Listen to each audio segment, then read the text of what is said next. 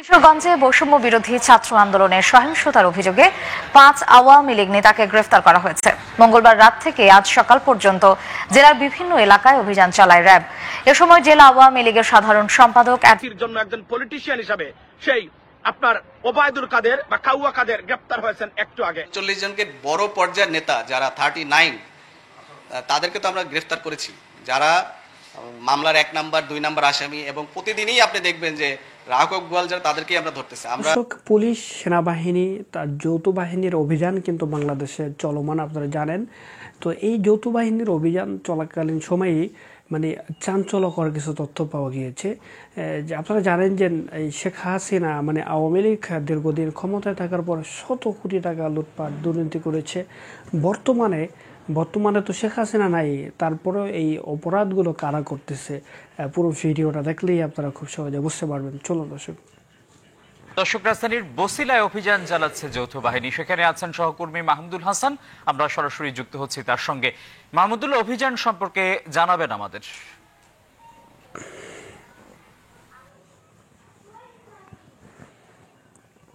আসিফ, আপনাকে ধন্যবাদ জানাচ্ছি।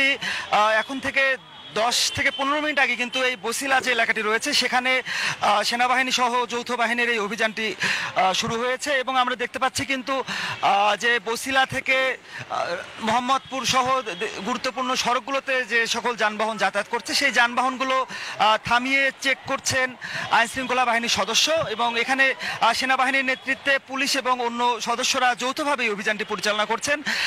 অভিযানের আগে গণমাধ্যমে কথা বলেছিলেন অভিযানের দায়িত্বে থাকারা। তারা কিন্তু বলছেন যে এই পরিবর্তিত পরিস্থিতিতে রাতে যে ধরনের অপ্রীতিকর ঘটনাগুলো ঘটে, বিশেষ করে মাদক এবং যে অবৈধ অর্থ যে পার করা হয় সেই বিষয়গুলো তারা গুরুত্ব দিচ্ছেন। পাশাপাশি তালিকাভুক্ত আসামিরা যাতে এই রাতের আধারে তাদের অবস্থান পরিবর্তন করতে না পারে সেই কারণে কিন্তু এই অভিযানগুলো পরিচালনা করা হচ্ছে। এই মুহূর্তে আমরা দেখতে পাচ্ছি যে এই বছিলা যে এলাকাটি রয়েছে সেখানে সেনাবাহিনীর সদস্যরা নিরাপত্তার চাদরে পুরো এলাকাটি ঢেকে দিয়েছে এবং তাদের এই অভিযানগুলো পরিচালনা করছেন। তারা এটি কিন্তু নিয়মিতই তারা এই অভিযানটি করছেন। প্রতি রাতেই তারা বিভিন্ন শহরের গুরুত্বপূর্ণ যে স্থাপনাগুলো রয়েছে সেখানে গিয়ে তারা এই অভিযানগুলো পরিচালনা করছেন, এবং মানুষের জানমালের নিরাপত্তা এবং যে কোনো ধরনের অপ্রীতিকর ঘটনা যাতে না ঘটে এই জন্য এই অভিযানগুলো চলছে।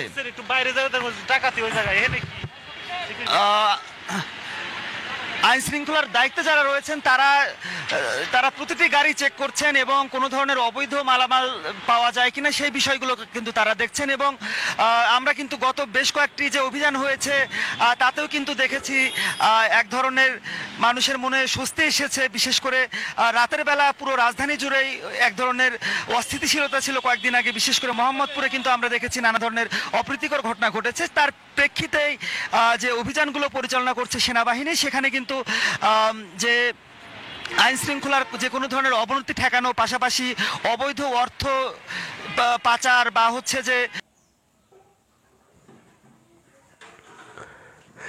দর্শক, ইতিমধ্যে আপনারা সরাসরি আমাদের স্ক্রিন থেকে যে ভিডিও দেখতে পেয়েছেন, আরও একটা ভিডিও আমরা সংক্ষেপে আপনাদেরকে দেখাবো।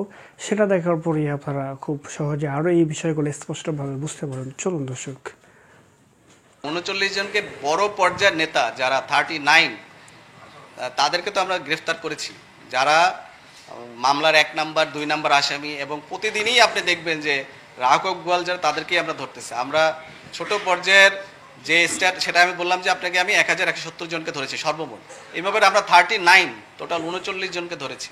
বিভিন্ন এলাকার যারা নেতৃস্থানীয় নেতা ছিলেন এবং যারা ছিলেন তাদেরকে আমরা টোটাল 39 ধরেছি, এবং এটা সংখ্যাটা আরও বেড়ে যাবে। এটা 39 হচ্ছে, আমি লাস্ট প্রেস ব্রিফিংয়ের কথা বলছি। এখন এই কয়েকদিনে আরও যোগ হয়েছে, আমরা কিন্তু ধরছি।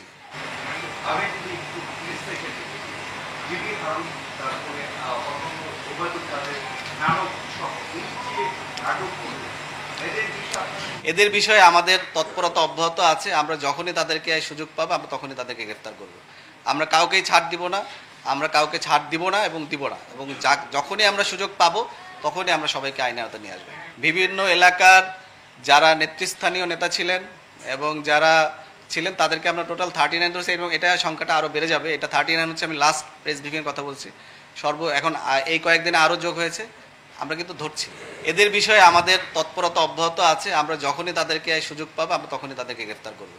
আমরা কাউকেই ছাড় দিব না, এবং দিব না, এবং যখনই আমরা সুযোগ পাবো তখনই আমরা সবাইকে আইনের আওতায় নিয়ে আসবো। আরও এটা বাড়বে। আমার লাস্ট আমি যে প্রেস ব্রিফিংটা করেছিলাম সেখানে আমি বলেছিলাম যে আমরা 1170 জনকে গ্রেফতার করেছি। এর ভিতরে উচ্চ পর্যায়ে যারা ছিলেন তাদের থেকে প্রায় 39 জনকে আমরা গ্রেফতার করেছিলাম। এরপরে যাদেরকে বিভিন্ন সামাজিক যোগাযোগ মাধ্যমে আমরা দেখতে পেয়েছিলাম 11 জন ছিল, এটা এখন 15 জনের মতো হবে। যাদেরকে অস্ত্র হাতে বিভিন্ন সোশ্যাল প্ল্যাটফর্মে আমরা দেখেছি যে তারা ছাত্র জনতার উপরে গুলিবর্ষণ করেছিল, এরকম এটা অলরেডি 15 ক্রস করবে আমি আশা করছি। যেটা আমি লাস্ট যেদিন প্রেস ব্রিফিং করেছিলাম সেটা 11 জন ছিল। এছাড়াও আমরা কিন্তু অস্ত্র উদ্ধার এবং যেগুলো গোলাবারুদ এগুলোতে কিন্তু উদ্ধারে আমরা প্রায় 219টা অস্ত্র উদ্ধার করেছি।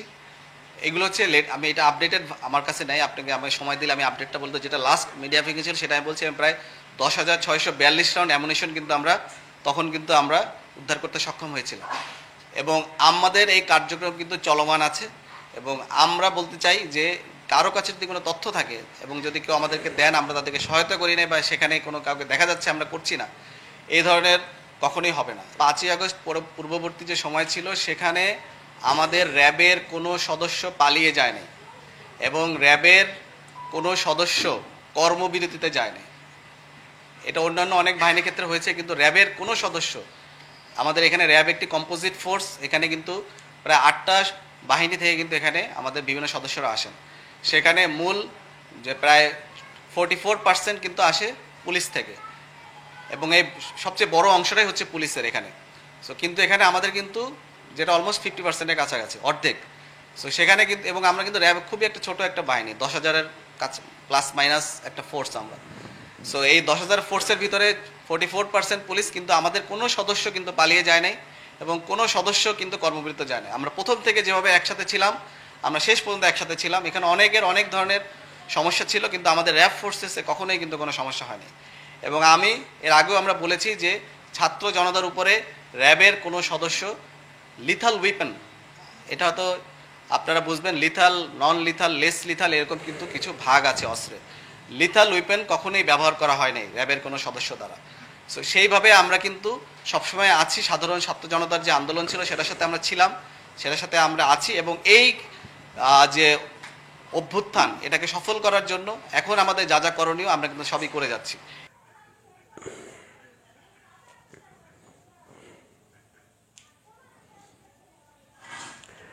দর্শক, অন্যায়, অপরাধ, দুর্নীতি, চাঁদাবাজি, লুটপাট যারা করবে তাদেরকে কঠোর থেকে কঠোরভাবে দমন করা হোক, এটাই হচ্ছে আমাদের দাবি। এবং এখানে যারা জড়িত তাদেরকে যদি আইনের আওতায় আনা হয়, হয়তো বা এই অপরাধগুলো আস্তে আস্তে কমে যাবে, সে আশাবাদী আমরা। তো ভালো থাকবেন।